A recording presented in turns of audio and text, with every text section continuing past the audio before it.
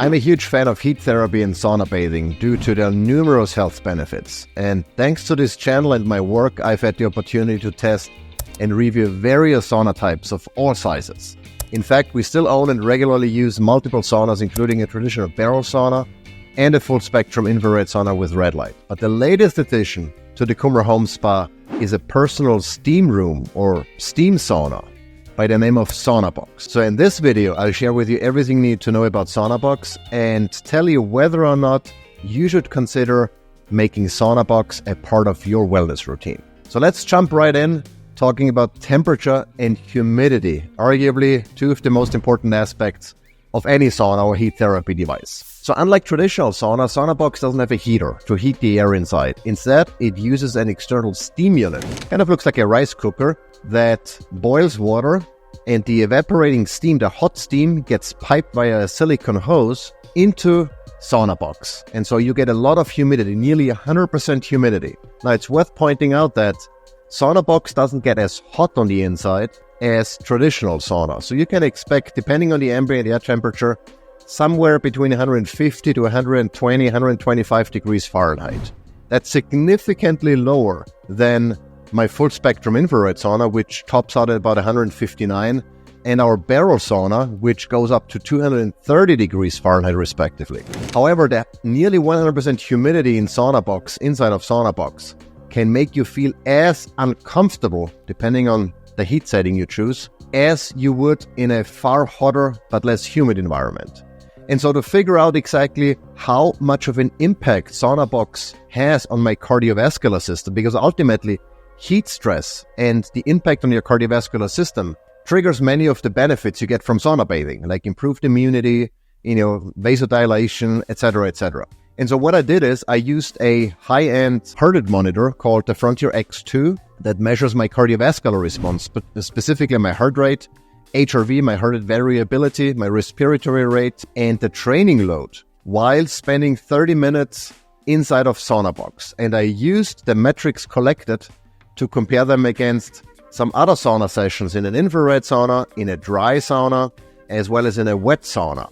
And you can see the table. I got a nearly identical response, or at least a comparable response as far as my cardiovascular stress is concerned, inside of SaunaBox as I did with some of the other sauna types. Specifically, I would argue SaunaBox is very comparable to a traditional full-spectrum infrared sauna, as well as to a dry sauna. The only type of sauna that had a more dramatic impact on my cardiovascular system was the wet sauna, meaning that incredibly high heat, 220 degrees Fahrenheit, with increased humidity. I poured water over the sauna rocks constantly to increase the humidity. No, not quite to the level as you would get in SaunaBox, but still the humidity was significantly higher than in the dry and infrared sauna, obviously. And that was the only type of sauna where I had to get out after 23 minutes because I could handle it anymore.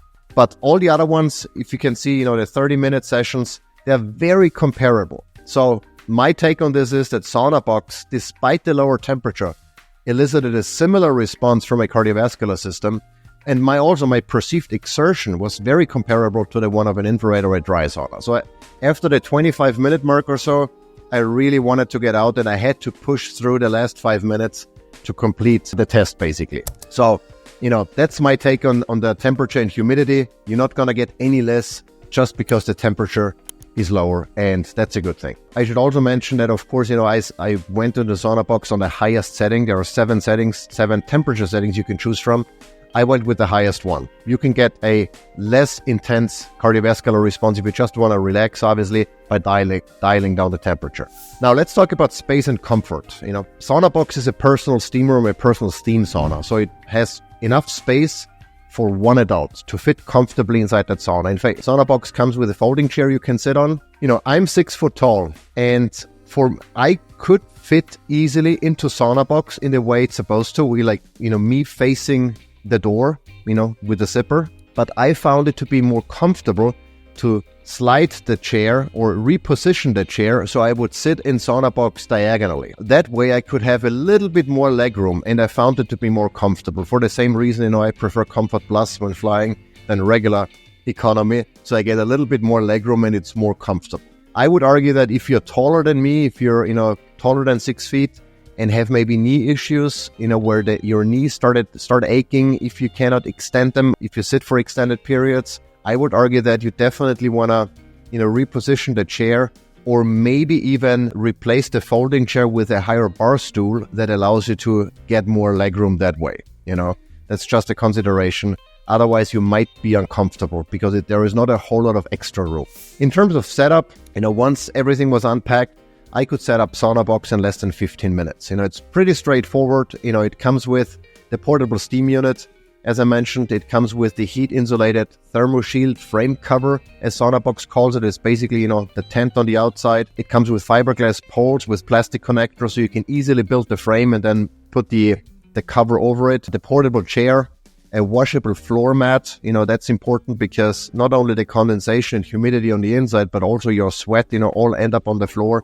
And since the bottom, the cover basically, or the tent frame cover doesn't let just water run out, it all accumulates on the bottom. So the washable floor mat that soaks up most of the sweat and humidity really helps. You can then remove that, wring it out, let it dry, even wash it. So that's really an advantage to keep it clean and reduce maintenance. It comes also with a microfiber towel you can then use to wipe off any excess moisture, on the floor. Or I've used it to circulate the air inside SaunaBox to get some of the heat that accumulates below the ceiling, down to face level. And it also comes with a carrying case. And the reason for that is that SaunaBox was originally designed, I believe, to be used by sports teams. So they can bring SaunaBox with them to competitions and to training camps, and to use it as part of their recovery, post-competition recovery maybe, or in between training sessions. And so it's very easy to assemble and also disassemble. You can put everything in the carrying case and just bring it with you. Super easy. Now, I didn't have to disassemble the SaunaBox yet because we assembled it on the inside, and then just my wife and I carried it to our porch, or covered porch where we had it. But it's fairly straightforward if you have to. Now, one thing in as far as positioning I want to mention, you can use SaunaBox on the inside as well as on the outside. However, if you use it on the inside, I would recommend only do so if you have a floor that can be exposed to moisture. And that's because there is a chance of condensation building underneath SaunaBox, and that might ruin your floor. Like, we have hardwood floors, and when we figured out, that humidity might not be so good for our hardwood floors, we decided to not leave it in the family room, but move it to our porch. The second consideration is when you use it on the inside, that you want to do it in a well-ventilated area, because once you open the door of SaunaBox, after a session, once you get out, all of that humidity escapes and you have it in your room. And that might not be a good thing if that room is not well ventilated. And that was the other reason why we said, let's use it on the outside. Now, using it on the outside, I should mention that the cover is not waterproof. So you don't want to expose SaunaBox, and probably also not the steam unit, to the elements permanently, because it might cause cosmetic issues and some other issues down the line. So the recommendation of SaunaBox is to use it under, either under a tarp or a covered porch or something. In our case, we have a covered porch, so we just put it there. That way it's not exposed to the elements directly, while still being able to vent out, after a session without causing any buildup in humidity outside. The other thing we notice is by having it on the outside, if the wind blows really strong, it might blow SaunaBox over because it's very lightweight. It's only, the fiberglass poles and the fabric, basically. In particular, when you have the door open to let it vent out after a session, if the wind comes, it just picks the thing up and tips it over. And we've had that happen a couple of times. So I recommend, if you use it on the outside, you want to either use maybe a sandbag or something on the inside that prevents wind from tipping it over or blowing it away, or securing it or fastening it using some other means. That's one thing that we discovered as part of our testing here. Now, in terms of materials and durability, SaunaBox is made from durable, non-toxic materials, but I think there is room for improvement.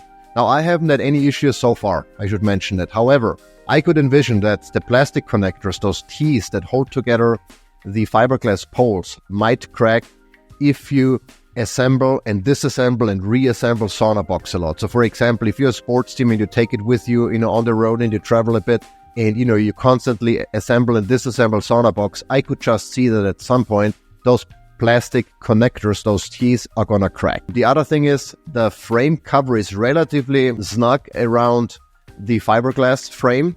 And so I could also see the zippers maybe tearing at some point, especially if you're not careful, if you're in a hurry maybe, and, it's tight and you just, try to zip it up and close it. I could see that happening as well. Now, I reached out to SaunaBox about those two concerns, and they confirmed that they are working on implementing more durable tees, those plastic connectors, as well as using YKK branded zippers in the future. So there's probably going to be improvements coming up. Meanwhile, SaunaBox reassured me that they are very generous with their warranty. I mean, there's a 2-year warranty out of the box. But even if something happens, they say that they'll always replace parts that aren't operating perfectly.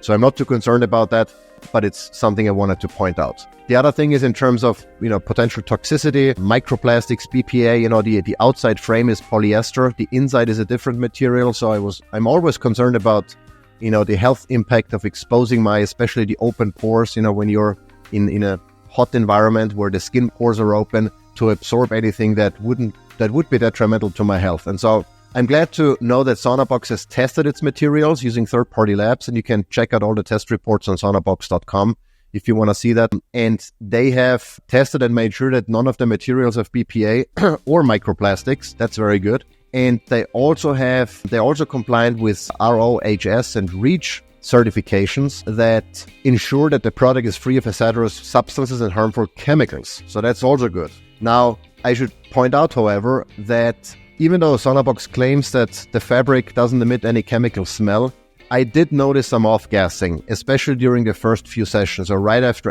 unpacking SaunaBox and assembling it. So the problem is with those certifications that SaunaBox has, none of them test specifically for VOCs or volatile organic compounds. So there is still a residual concern despite all the certifications, and that's why I would recommend letting SaunaBox just air out for several days, maybe even run it empty, run through a couple of simulated sessions basically to let everything air out, because I've noticed after 3 or 4 sessions, the smell was gone. So I would do that without you necessarily being inside. Now let's talk about pricing, because that's obviously, whenever we talk about saunas, usually saunas are expensive. I mean, the relatively small portable TheraSage 360 infrared sauna that I have costs over $1,000. And even the arguably less effective sauna blanket we have retails for $500. So I was impressed by the pricing that SaunaBox put forward, because right now the SaunaBox retails for $449, and it's often on sale. As of this recording, there's actually a sale going on, and that's an incredible price considering all the benefits you get from a portable steam sauna and the quality of the materials that you're getting. And I also have a discount code that knocks off an additional 10%, and that really makes SaunaBox even more affordable. I should also mention that SaunaBox sells a bundle. They call it the Ultimate Recovery Bundle, that consists of the SaunaBox, so the heat therapy device, as well as a cold plunge. SaunaBox calls it a plunge box. Now, it's not a super fancy plunge. If you have watched and read some of my cold plunge content, you know that there are more expensive, more robust, etc. plunges out there. But nonetheless, if you want to get your feet wet, pun intended, with cold plunging, and you want to combine heat and cold therapy, that bundle might be an attractive choice for you because it's less expensive than if you purchase the individual components. In terms of maintenance, there is very little you have to do. It's fairly straightforward. After each session, I recommend, removing the chair, removing the floor mat and letting it dry. I typically just hang it, on our porch, wipe down any excess water on the floor using that towel, and that's pretty much it. Now, the latter I have actually not done. I've just let it, all the moisture evaporate by keeping the door open until I use the SaunaBox again. Now, I should also point out that the floor mat is machine washable, but the tent fabric is not. So you don't have to worry about that. It gets very hot, and then also the material on the inside inhibits mold and, growth. So you shouldn't really be worried about that, and all you have to do is wash the floor mat every so often, wash the towel, obviously, let the chair dry on the outside, maybe hose it down, and that's pretty much it. Now, as far as how I've been using SaunaBox, I've been using it specifically to recover quicker after intense workouts. So I do CrossFit, and every so often, I come back and I'm completely beat up, jump into SaunaBox and just relax, get some blood flow going and enjoy the time in there. I also use it in the evening to improve my sleep, because increasing your core temperature temporarily as part of sauna bathing before going to bed can actually help you fall asleep quicker, because after your temperature goes up in the sauna, your body does everything to lower it and then actually lowers it below your baseline, and that helps you fall asleep quicker. The other thing I've done with SaunaBox is because it's such an enclosed space, there is no tablet in there, like in our infrared sauna, there is no, you don't want to bring your phone into that humid environment. It's just you and your thoughts basically. And I've been using the opportunity inside SaunaBox to close my eyes maybe, to be present, to meditate maybe, depending on, if you meditate or not.